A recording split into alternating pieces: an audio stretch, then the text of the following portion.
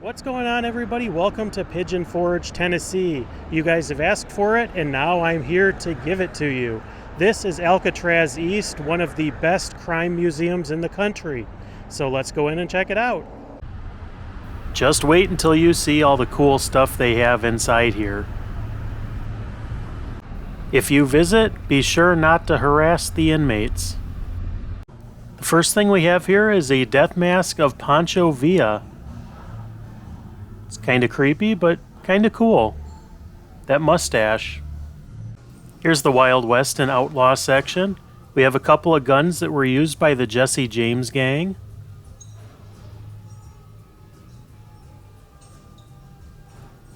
And a couple other pistols from the mid-1800s. And then over here we have Jesse James slate notebook.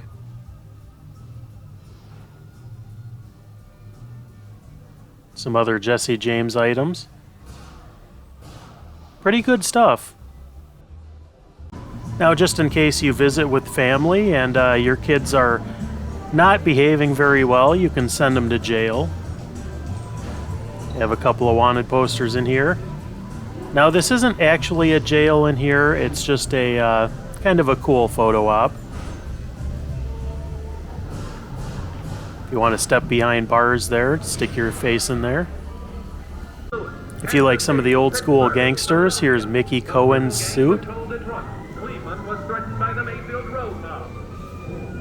It's pretty stylish. And some Bugsy Siegel items on the bottom. This piece of art is by Henry Hill, the original Goodfella. He actually used to sell these on eBay up until he passed. And here's a remnant of bathroom tile from Al Capone's private bathroom at the Lexington Hotel.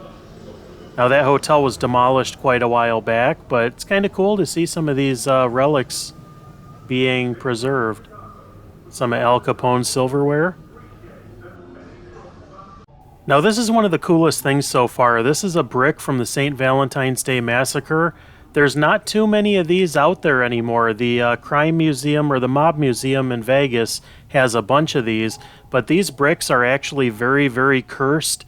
And if you want to look up the information on that curse, it's an interesting rabbit hole to go down. I would recommend it. Clyde Barrow's membership card to the Metropolitan Recreation Club.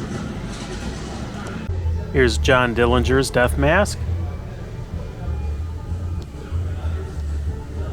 And his mugshot photo. And a wood-carved gun. And over here we have a room dedicated to robberies, fraud, and hoaxes. And you can try your luck at cracking a safe right here. I tried right before this video and failed. And over here, when you think of fraud and scams, one of the names you think of is probably Bernie Madoff. And here's some of his items. I have a baseball bat in here that belonged to Bernie. I believe this was a gift from his son. And no crime museum would be complete without Monica Lewinsky's handbag. Kinda random. And there's some really cool stuff over here in this case. Start off with some things made from Al Capone's Japanese cherry trees. And this gun is labeled as the gun that Al Pacino used in Scarface.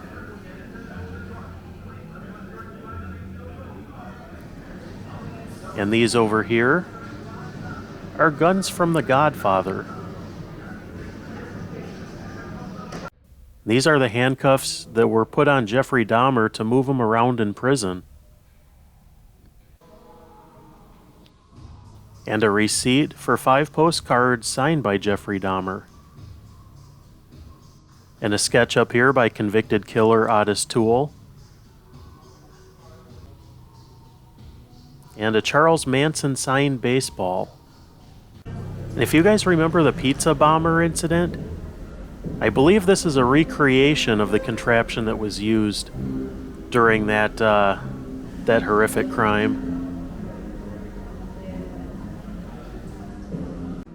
This is a typewriter that was used by Ted Bundy. Kinda makes you wonder what was typed on this, doesn't it? And here's a pair of Jeffrey Dahmer's glasses that he wore in prison. It's one of the most unique items here.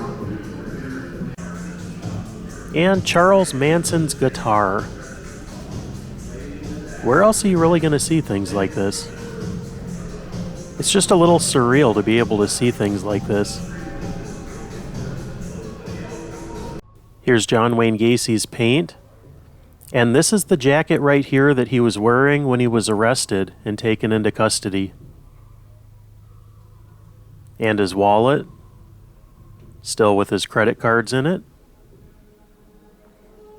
And over here are the famous clown costumes. This kind of gives me chills. They have a theater over here where they have some of the footage from 9/11 playing. It was a pretty bad day. They have some mangled up debris here.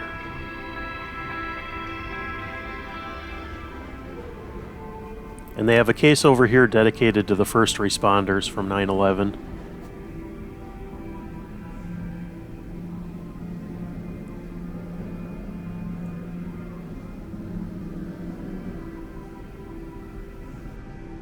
And if you ever wanted to learn what it's like to be a criminal investigator, they have different stations in here. This one's for footprints, where you can learn a little bit about investigations.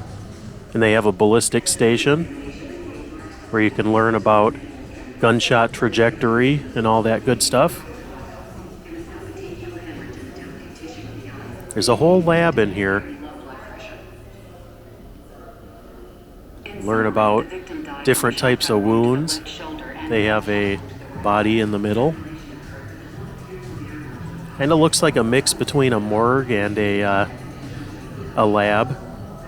But all kinds of different things that you can learn in here. And if you want a chance to stand in a lineup, or if you want to put your family in a lineup and get a good photo op, this is the place. You can stand here at the window, and it's kind of got that prison vibe to it. Over here they have some polygraph equipment. A little bit of everything here. And in here they have a mock courtroom. If you want to see what things might look like in a courtroom if you've never been. Judge sits right back there, a witness stand. And here's a judge's robe that belonged to Belvin Perry, who presided over the Casey Anthony trial. And over here they have a couple of prison cells. Kind of shows you what life would have been like. Be pretty lonely, I would think. There's a little bit of information. There's some interesting artifacts. Now over here, I've seen this before. This is kind of cool. Let me show you. There's some John Wayne Gacy artwork. John Wayne Gacy actually painted this. I always thought this was kind of fascinating because it has Gacy's signature on the bottom, but it was also signed by President Nixon, Mickey Mantle, and a whole bunch of Baseball Hall of Famers. I would imagine they didn't really realize what they were signing at the time or that it was a Gacy artwork, but kind of fascinating. And this is a mock-up of Al Capone's cell. Now, it looks like he had it pretty good, and that certainly would not make you popular with the other inmates. You know, imagine they have the lousy bed. This is what the average prisoner would have had. Now compare this to what Capone had in the next cell. I could imagine people would be a little bit grumpy about that. This nasty toilet. And you'd be sharing a bunk also with somebody you don't know. And here's an opportunity if you want to try to escape. Over here we have some capital punishment items. Bringing back the guillotine. We could probably use a little more of this stuff today. Here's a lethal injection machine right here.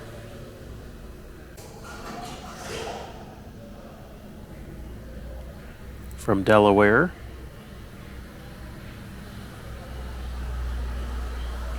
And over here we have an electric chair, which was kind of a favorite of a lot of states back when capital punishment was a thing. Old Smoky. This was Tennessee's electric chair. And a gas chamber. I've only ever seen one of these on public display before.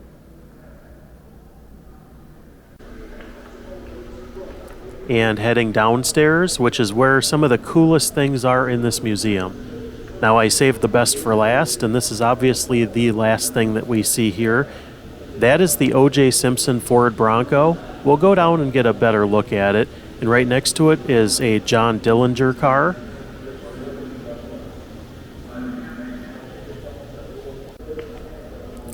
Now, one of the other cool things here, and I hate to use the word cool, but it's interesting, it's fascinating. If you like true crime, this is the VW Beetle right here that belonged to Ted Bundy.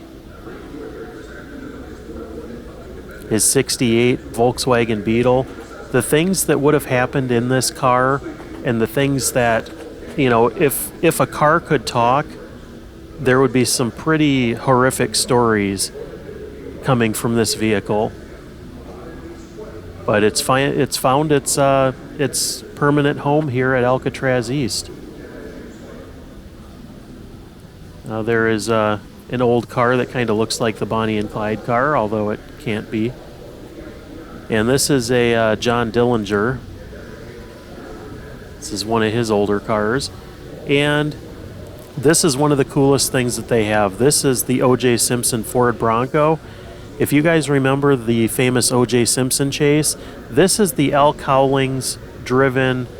They went on a slow speed chase down the 405, and there were just cameras everywhere. This thing was broadcast on every channel. Everybody back then was watching this live. June 17th, 1994, they have a clip of the chase going on, but this is the actual O.J. Simpson Bronco. And as you get to the end of the museum, there's a half a squad car back here. And then in this case are a couple of personal artifacts that belong to Whitey Bulger when he was hiding out. He spent a lot of years in Santa Monica in a pretty unassuming building. A lot of people didn't know he was there. His neighbors didn't know who he was. Him and his wife changed names. And they lived a very low-key life for a lot of years. And he ended up being killed in prison. Now, that was one of the coolest museums I've ever seen. If you guys are ever curious about true crime artifacts, you have to come check this place out. Alcatraz East, Pigeon Forge, Tennessee. And I only showed you a small amount of the many, many artifacts and exhibits they have here. But that's all I have for today. Thanks so much for watching, and we'll catch you on the next video.